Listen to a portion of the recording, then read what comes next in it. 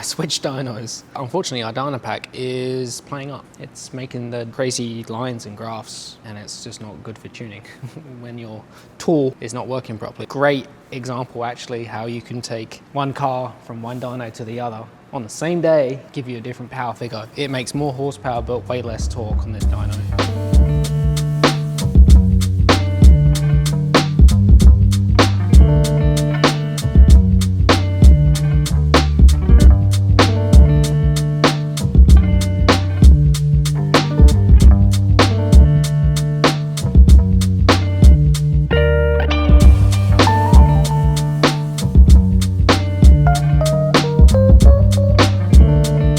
Day, another turbo. I'm gonna do the TC600-V1.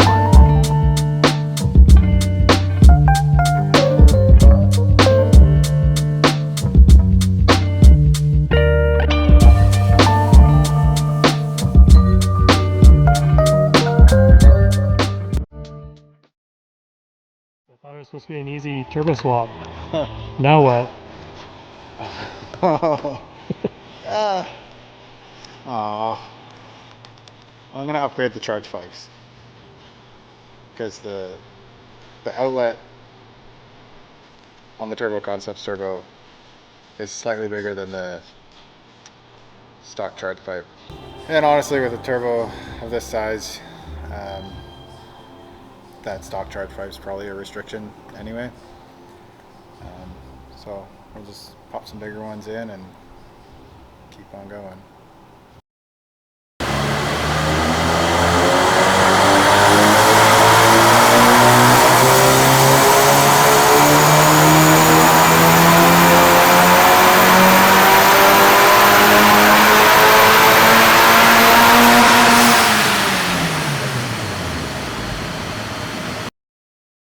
I switched dynos. I didn't want to do this, but it's a good job I did a baseline before we changed the turbo on this dyno. For all of our stage 1, stage 2 and our IS38 development, we used a dyno pack, and I wanted to do it for this because it's the same dyno, same car. For the most part, the conditions inside here are regulated between 18 and 20 degrees, so it removes some variables. But unfortunately, our dyno pack is playing up. It's making the crazy lines and graphs, and it's just not good for tuning when your tool is not working properly. So threw it back on the dyno pack. Now the numbers look totally different because different dyno, they read differently. And it's a great example actually how you can take one car from one dyno to the other on the same day and it give you a different power figure. It makes more horsepower but way less torque on this dyno. That's just partly because of how the dynos load the car. This is an inertia style hub dyno. The dyno pack is not. And how you control the ramp rate or sweep rate through the RPM range will vary the way that the car spools and loads as well.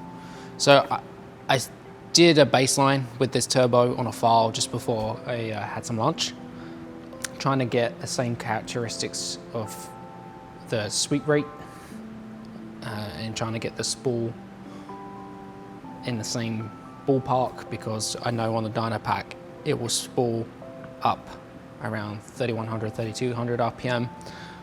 With a similar setting on the dyno, on the main line, it was 3600. So it's also a variable that you should sometimes look at when comparing turbos and dyno graphs as well, because that can change. So I've got it somewhat close so we can use it as a comparison to the figures that we have on the dyno pack. So I'm going to carry on, try and get this pump gas stuff done. It would be really nice to make 400 on 93 octane, which is what we've done on the S3 and Arsenal's All Track, I think, made about just under 400 horsepower on pump gas. And then we'll put ethanol in it and should hopefully be just under or over 500 horsepower, which it'd be fun in this thing.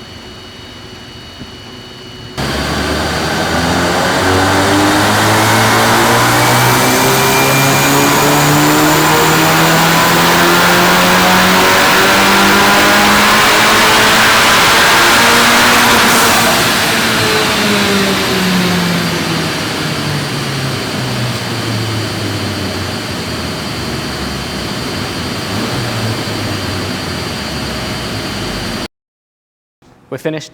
Made really good power, made 505 wheel horsepower and like 430 foot-pounds of torque, which is great. It's no joke in a front-wheel drive car. Into perspective, the IS38 on E60 made 350, and we made that figure on this turbo on pump gas. So that's really, really good performance increase for the same octane. And then obviously on E60, this thing's a rocket ship and it'll make 500. So it's a really good option for people that are octane limited or in areas that don't have ethanol. It's a really good turbo. The response, like the spool, is really good. It's a little bit slower than the IS38, but depending on the load and how the dyno's set up, or which gear you're in on the street, typically we see around 31 or 3200 RPM for the spool, which is not terrible, and honestly it's pretty usable on the street.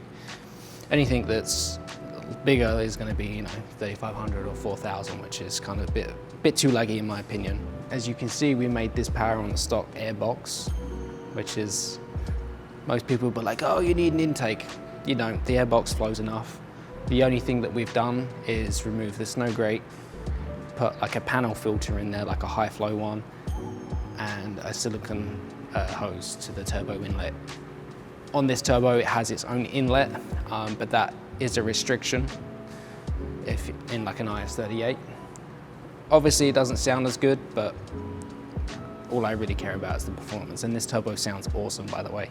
It's a really great sounding turbo. Sounds like an old Quattro car. So yeah, super happy. Gonna unload it off the dyno, do some street driving. I'm sure it's gonna blow the tires off in this minus, whatever it is today, -5, -6 degrees outside. That's Celsius. Yeah, super happy. And then I think there's been lots of talk online of people wanting to see how this stacks up against the 2260. I'm gonna put it out there now that turbo is gonna top out 430, 440 wheel horsepower.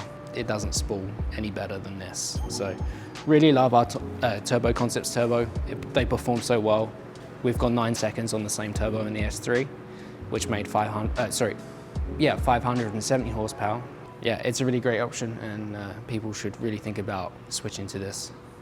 So for the recipe, as you can see, stock airbox, panel filter, silicone hose, Turbo Concepts TC600. This is version 1. The boost pipes, HPA Cat downpipe. It's a CTS kit, it has the Bosch 980cc injectors, flex fuel sensor. I don't remember what intercooler's in it.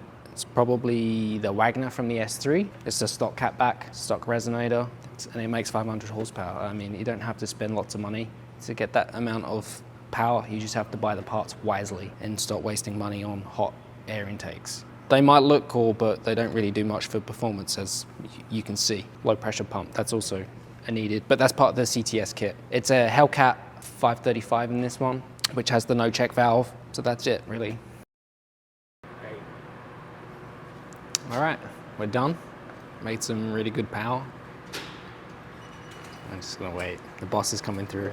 All right, take 2. Mark's coming back. We'll wait. Take 3. Take 3. It's a really, really great option. What the f is wrong with people? All right, so take 5. Take 1 million. Billions and billions and billions.